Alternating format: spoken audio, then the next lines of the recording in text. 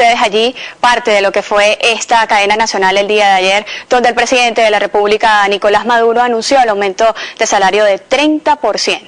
Acá en el estudio me acompañan a esta hora Rosalind Carpio, gerente general de Oprelab. También nos acompaña Sorinel Carta, abogado laboral, también integrante de Oprelab, y vamos a estar conversando sobre prevención de riesgo y capacitación a los trabajadores hoy por celebrarse, por supuesto, el Día del Trabajador. Felicitamos desde acá, desde Globovisión, a todos los trabajadores en su día. Gracias por estar con nosotros. Gracias por la invitación, Josmar. Gracias a Globovisión, y hoy celebrando el 1 de mayo, Día de los Trabajadores, que más importante que hablar de la seguridad y prevención de riesgo en materia laboral. Entonces, bueno, vamos a hablar un poquito de lo que es la prevención de riesgo. Es importante que cada empleador cumpla con la Ley Orgánica de Prevención en Condición Medio Ambiente del Trabajo, para que pueda así tener unos puestos más acordes al trabajador y cumplir con esta ley, que tiene también sanciones por incumplimiento. Entonces es bien importante que el patrono, sea una empresa pequeña, mediana o grande, tenga o cumpla con la prevención de riesgo en materia laboral. O sea, que siempre me preguntan los empleadores, ¿qué debemos tener, Rosalind? Entonces yo les explico, bueno, lo primero, lo básico que deben cumplir es un delegado de prevención, hacer una notificación ante Inspectoría del Trabajo para solicitar el permiso y tener o hacer las elecciones de delegado. Posterior a eso, constituir un comité de seguridad y salud en el trabajo. Eso es parte de la gestión, es parte de la prevención, porque a través de este delegado de prevención vamos a puntualizar debilidades que haya en la empresa y que para solventarla. Eso es muy importante, que el patrono pues esté al día en materia de Ley Orgánica de Prevención y Condiciones Medio Ambiente del Trabajo. ¿Esta capacitación es obligatoria? Sí. ¿Por qué? Legalmente, ¿por qué sería esto obligatorio? Ok, fíjate, la norma técnica, la NT 2008, te habla en la elaboración del programa de seguridad y salud en el trabajo, te habla que los empleadores, las unidades empleadoras, las empresas, deben cumplir con 64 horas anuales, es decir, 16 horas trimestrales y 5.5 horas mensuales en materia de seguridad y salud laboral. ¿Para qué? Con el fin o tener el objetivo de que estos trabajadores estén capacitados y conozcan los riesgos a los cuales se enfrentan en los cargos. Entonces, sí es obligatorio y hay sanción por incumplimiento de la misma. ¿Cuáles son esas sanciones? ¿Qué sucede en ese caso de que esto no se esté cumpliendo? Bueno, sanciones pecuniarias ahora con unidades tributarias a las empresas, y la obligación de que deben dictar igualito los cursos. Los cursos pueden ser dictados por ellos, igualito el Ministerio del Trabajo, el OXIMA y las inspectorías pueden solicitar el apoyo o buscar a las empresas privadas, como en el caso de nuestro, de Oprelab, que presta este servicio. ¿Los trabajadores realmente conocen sobre esto?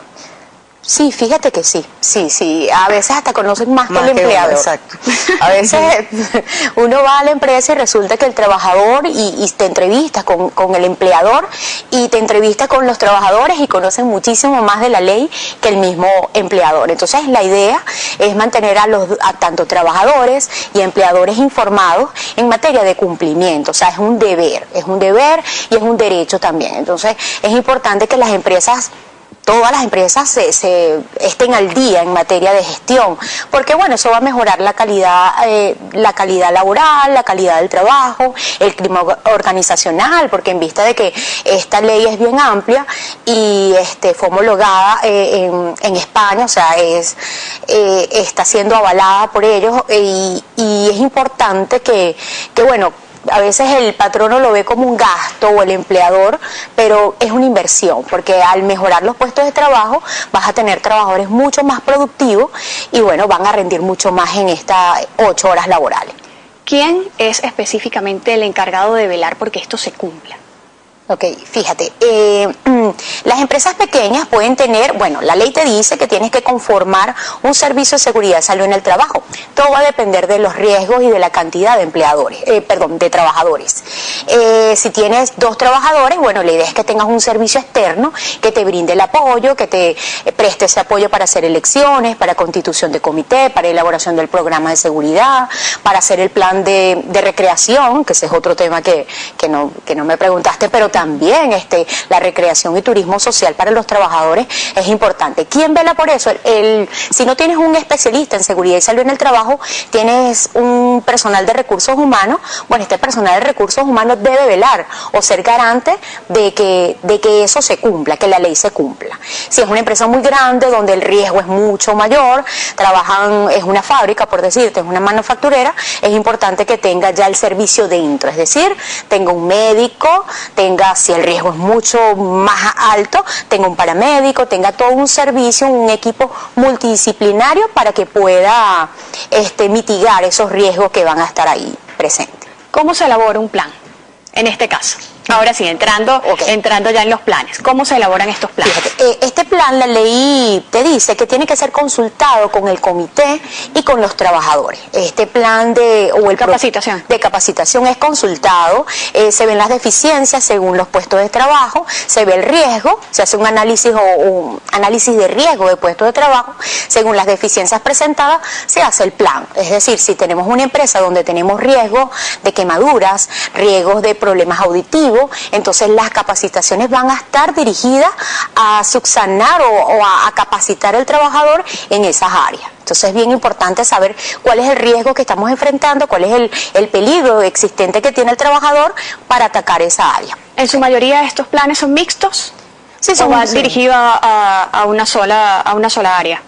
No, son mixtos. Podemos tocar, fíjate que la norma técnica 2008 de elaboración del programa de seguridad y salud en el trabajo te dice que puedes tocar varios tópicos, puedes tocar la parte de salud, la parte de prevención, es decir, en estas capacitaciones que pueden ser internas con personal interno en la empresa o externa, puedes tocar cáncer de pulmón, cáncer de mama, vida saludable, estilo de vida, nutrición, clima organizacional, prevención de riesgo, higiene laboral, higiene postural y bueno, y no dejando olvidar la gimnasia laboral, que es bien importante, que hoy queríamos tocar también ese tópico de pausas activas, o sea, sobre todo los trabajadores que están en sedestación prolongada, deben hacer una pausa. Entonces, receso, pararse todos y hacer educación física. Bueno. Por ahí va. Por ahí va. Eso es muy importante, hacer estiramientos, ya que en vista, por lo menos las personas, por lo menos en mi caso, que estoy frente a un computador, voy a presentar algunos como unas alertas de que tengo dolor en miembros superiores, tensión en la parte de cervical, síndrome de ojo seco, porque al estar frente al computador pues mi parpadeo disminuye. Y hay que hacer una serie de ejercicios y eso es importante, eso es parte de la prevención, eso es parte de la prevención de riesgo. ¿Cuál es el riesgo que corren los trabajadores y el patrono de no contar con esta capacitación? Me lo responde al regresar. Nos vamos a la pausa y ya volvemos con más.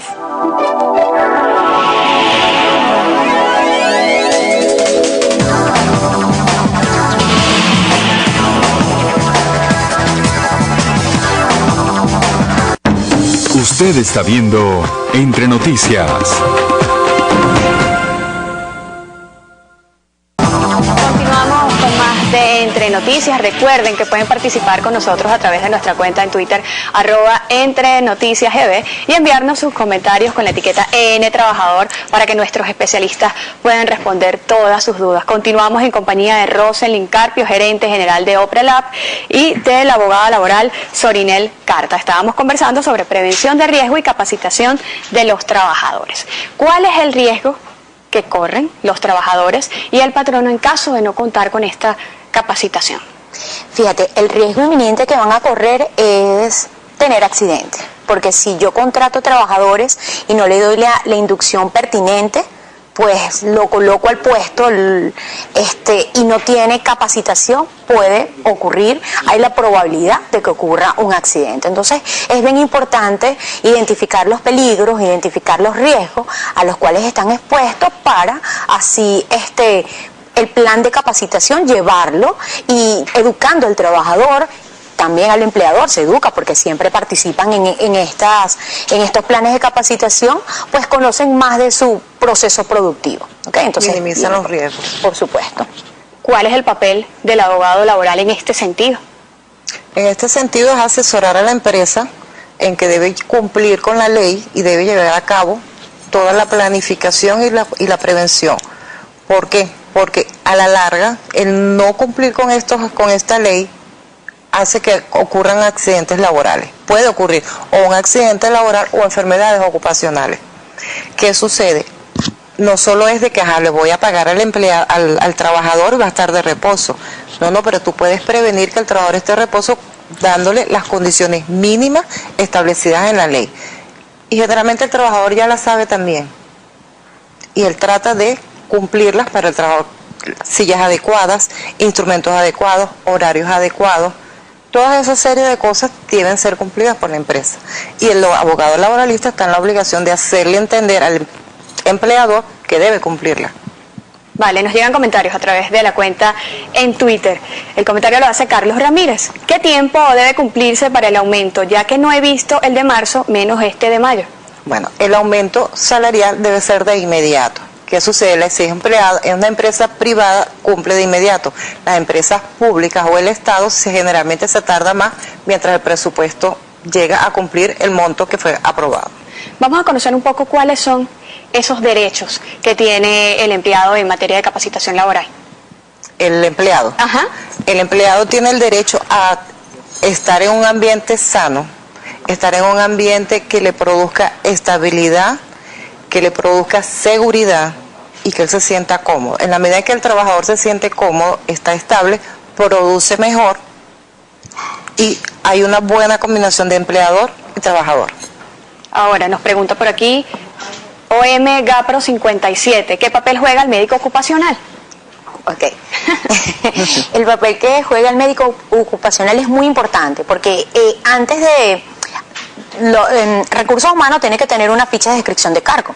Eso me dice las competencias, las habilidades que va a tener ese trabajador. Esa ficha se le pasa al médico ocupacional más una notificación de riesgo para que el médico ocupacional, cuando vaya a hacer la evaluación, sepa exactamente, específicamente a dónde va a dirigir la consulta. Es decir, si es un trabajador que va a estar expuesto a mucho ruido, pues hay que hacerle una audiometría para ver la capacidad auditiva del trabajador. Y si es un trabajador que ya tiene un trauma, que ya viene con un trauma, una hipoacusia, una traumacusia, no debería darle ingreso.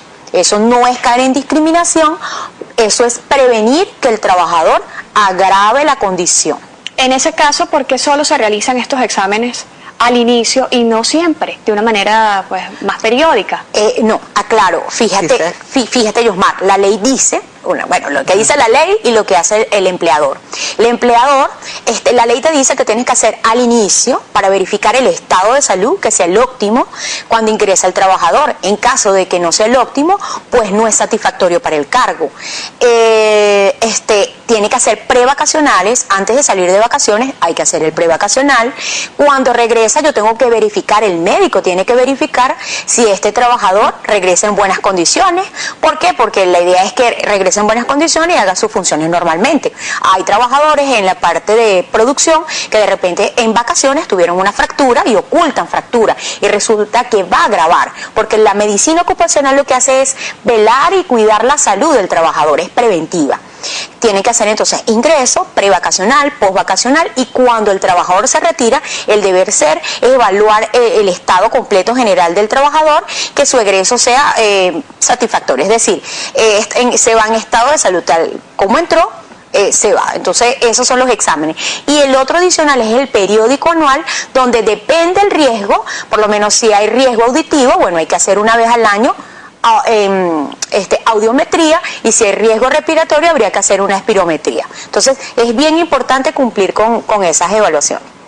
Nos llegan otros comentarios. Carlos Guerra, ¿cómo actuar legalmente cuando la empresa no quiere reconocer la existencia de una enfermedad ocupacional? Wow. Lo primero que tienes que hacer, Carlos, es dirigirte hasta el GERESAC, el INSACEL más cercano de tu zona. Bueno, O sea, eso es ya, la idea es que hables con recursos humanos, que te dirijas a recursos humanos y expongas, mira, aparentemente pues tengo una lesión producida por la labor. Entonces, si recursos humanos no responde, es importante ya llevarlo a otras instancias. Aquí entraría abogado laboral. Abogado laboral. Y la medicina ocupacional para validar, diagnosticar y ver las lesiones que ya el trabajador pues está presentando. Entonces actúa abogado, actúa en este caso el INSACEL y por supuesto medicina ocupacional. Todo depende cómo se maneje. Si la empresa la reconoce, pues la empresa tiene que evaluar al trabajador con un médico ocupacional, mandar a hacer una investigación de presunta enfermedad ocupacional y después declararle en el portal de que el trabajador pues hay una enfermedad pues que fue agravada o ocasionada por el trabajo. Jesús García, mucho acomodo a los trabajadores en la situación económica actual del país hace inviable cualquier empresa. Wow, eso lo vivimos. Estábamos justamente hablando de eso. Sí. ¿Qué nos pueden decir sobre eso? Wow, yo le digo yo soy empleadora y también formo parte, soy trabajadora también. Los empleadores pues somos trabajadores también y es costoso hacer una evaluación ergonómica, es costoso cumplir en materia de gestión, pero también hay que sacar la cuenta y es costoso pagar una multa. ¿Ok? Y entonces yo le digo al empleador, pues cuando me dicen, Rosalind, no hay presupuesto, bueno, tratar o buscar la manera de estar al día, tener su delegado, tener su comité, sus políticas de seguridad, su programa de seguridad de salud en el trabajo y cumplir con lo básico necesario para tener unos puestos saludables. Pero no quedas exento a menos que sea la fuerza militar, o sea, de lo todos que son, tenemos que cumplir. Todos tenemos que cumplir. Públicos, privados, sin fines de lucro, todos debemos cumplir en materia de ley orgánica de prevención. Comentábamos en el segmento anterior sobre el receso, ¿no? Para hacer estos ejercicios. Okay. ¿Cuáles serían los ejercicios más comunes que podemos hacer? Ok, fíjate, si estamos en el puesto de trabajo, podemos hacer gimnasia laboral si tenemos un instructor, que esos servicios se contratan aparte. Se va el instructor sin necesidad de estar en un gimnasio, en una sala especial, y va a hacer una serie de estiramientos. Eso puede durar alrededor de 10-12 minutos, máximo 15 minutos, y eso se puede hacer a mitad de la jornada laboral. Si estamos en nuestro puesto de trabajo, pues me diste permiso. Ok, si estamos en nuestro puesto de trabajo, pues deberíamos hacer estiramientos en la parte superior, las flexiones, por lo menos hacer esto, mantener 5 segundos y hacer esto y mantener 5 segundos. Claro, el asiento no me ayuda porque estoy hundidita. Deberíamos hacer extensión de brazos. ¿Ok? Y eso nos pudiera llevar unos 60 segundos. Y es para estos músculos que se mantienen estáticos. Cuando estoy todo el tiempo sentado, pues hacer esos estiramientos. Si mi trabajo es de sedestación, pues hacer los estiramientos parados.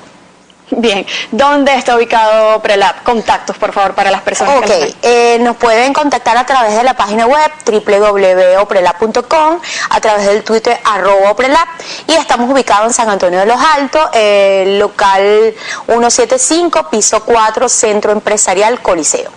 Muchísimas gracias por habernos acompañado hoy. Gracias a ti por habernos invitado. Nos vamos a la pausa y ya regresamos con más.